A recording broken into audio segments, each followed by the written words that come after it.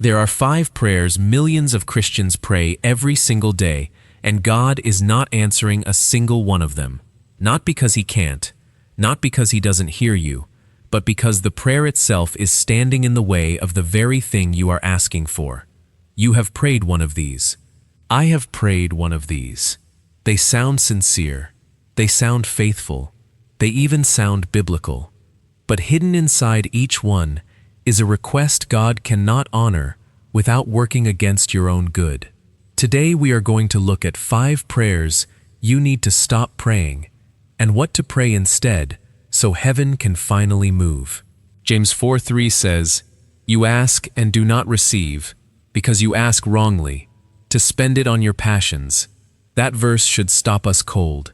It means it is possible to pray constantly and still never receive, simply because the prayer itself was never aligned with what God actually wants to do in you. Let's go through them one at a time. 1. Lord, just fix this so I don't have to change. This is the most common prayer in the modern church, and almost no one recognizes it for what it is. I knew a woman who prayed for years about a relationship that kept falling apart. Every prayer sounded the same. Lord, fix him. Lord, fix her. Lord, fix the situation. She never once asked God to fix what was happening inside her own heart. Here is the truth. God is far more interested in your transformation than your circumstances.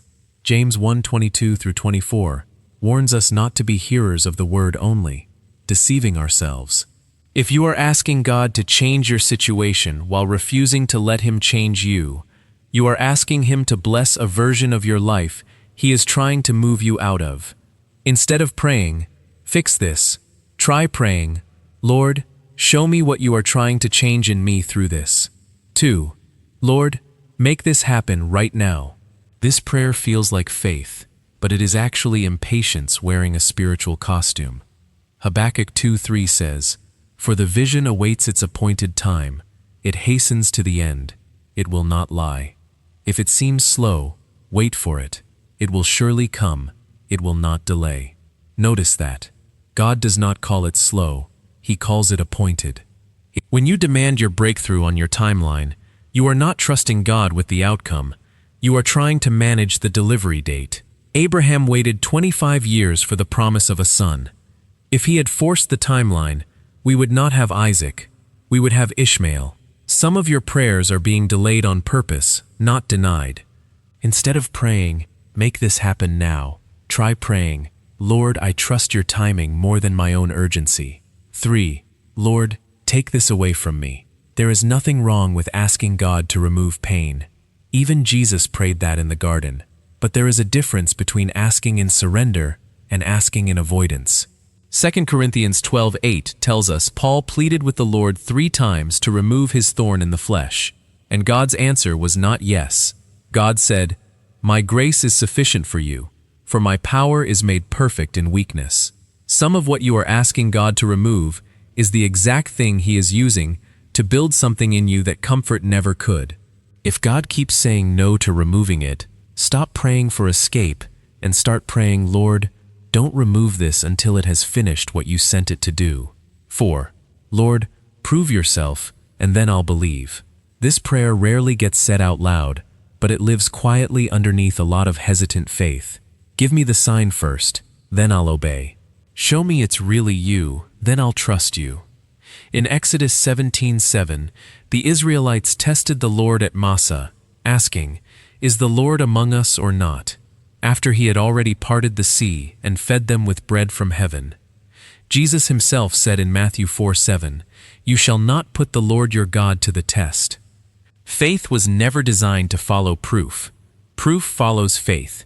When you demand evidence before obedience, you have the order backwards, and that is exactly why the breakthrough feels stuck. Instead of praying, prove yourself first. Try praying, "Lord, I will obey you before I understand you." 5. Lord, bless what I'm already doing. This one sounds humble, but it often skips the most important step. Asking for God's blessing on a plan you already made, without ever asking whether the plan was His to begin with.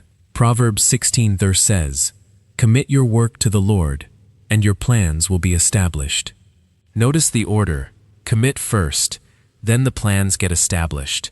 Psalm 127:1 adds, "Unless the Lord builds the house, those who build it labor in vain."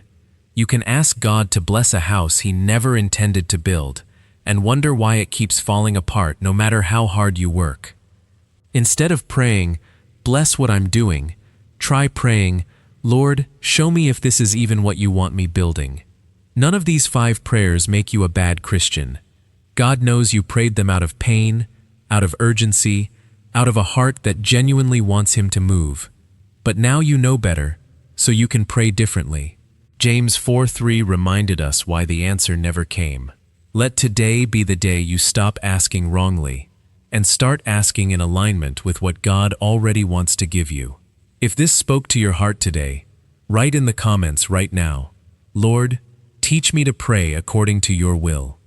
And if you know someone who has been praying the same prayer for years without an answer, send this to them today.